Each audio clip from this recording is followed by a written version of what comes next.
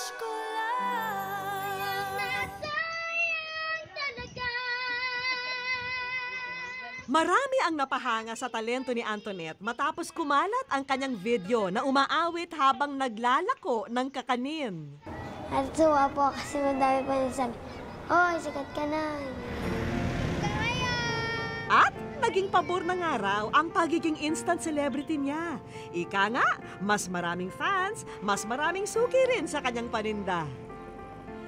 Malaki po. Kasi una, naging popular siya. Tapos na dumami yung mga opportunities niya.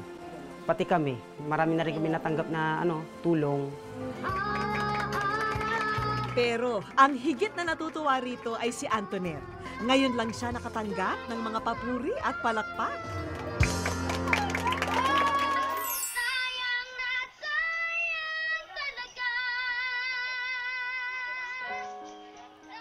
Hindi po matatawaran ang kagalingan sa pagkanta ng ating kakanin diva na si Antoinette. Kaya naman indibitahan namin siya dito sa studio para ma-record ang kanyang pag-awit. Pero ako po ang kunwari magsisilbing sound engineer sa araw na ito. Oh, ready ka na ba, Antoinette? Okay, magandang hapon. Ready na ba tayo, Antoinette? Opo. Okay. Kung ang tinig mo'y di naririnig, ano nga bang halaga ng buhay sa daigdig? Teka, Antoinette, Darating sa ngayon at siguro, parang may diferensya pa rin yung mic. Siguro, pupunta ka na lang ako dyan, no? Punta ako dyan sa loob ng studio para ayusin natin yung mic. Baka may diferensya yung mic.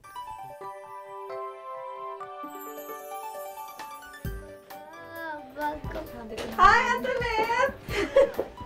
Ikaw ay nasa wish ko lang. Ang napakagandang mong boses ay nasa wish ko lang. Pwede ba kayo sumama sa akin? May pupuntahan tayo. Ha? Malapit lang. Okay? Sama ka? Sama ka sa akin? Wali ka, akong bahala sa'yo. Hindi ka na magugulat dito. Natutuwa ka. Nagulat ako. Marami ang naaliw sa husay ni Antoinette at hayaan mong kami naman ang magpasaya sa'yo. Palitan na natin ang kakanin na itinitinda dahil narito na ang mga meat product na pwede ring ialok sa inyong mga suki. Dagdagan pa natin yan itong mga damit na pwede nyong ibenta. Itodo na natin ang mga sorpresa dahil ang bigasan showcase na ito ay para rin sa inyo. Ay, thank you rin. Thank you rin sa pag-share ng iyong tinig sa amin. Ha? Maraming natuwa dahil sa boses mo. Naalala nyo pa ba, Mang Tonyo, ang nabanggit nyo sa amin tungkol sa problema nyo sa inyong tahanan? Hanggang dito na lang po tayo kasi baka hindi na po pwede sa taas kasi baka bumagsak na. Sagot na namin yan. Narito ang mga materyales para sa pagpapaayos ng inyong bahay. Para lalo mong pag-usayin ang pagkanta, eto, iuwi mo na yan para makapag-mini concert ka sa inyo. Ha? Ha? O yan. Kunin mo na yan. Ha? Kasi po kapag gusto po na magkumanta, maghulog po na kasi ng gabi. Maghuhulog ka pa ng pera para kumanta. Sa labas? Sa labas. Para sa inyo to. Pagdamutan nyo na rin po itong tulong pinansyal bilang pandagdag sa inyong mga gastusin. Magandang simulain na rin po yan. Malaking tulong po talaga yan. At least doon, dito, hindi ko naiiwanan yung mga anak ko. Nandun na rin ako sa sarili kong bahay. Panatag na rin po ako na na meron na silang kukuha ng kahit paano ng pang-araw-araw. Kaya makakapag-concentrate na rin ako sa trabaho ko.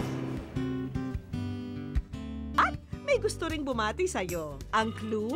Siya lang naman ang iyong idolo. Sayang na nga lang at out of town siya ngayon. Hello po. Ito si Ate Regine. Hi! Hello po. Balita ko, ang galing-galing mo daw kumanta. Going ako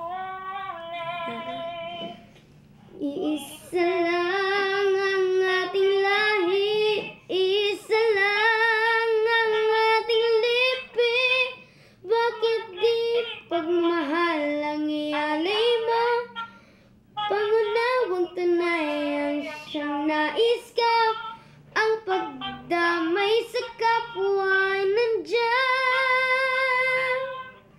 sa palag mo. Yay! Thank you very much. Salamat po.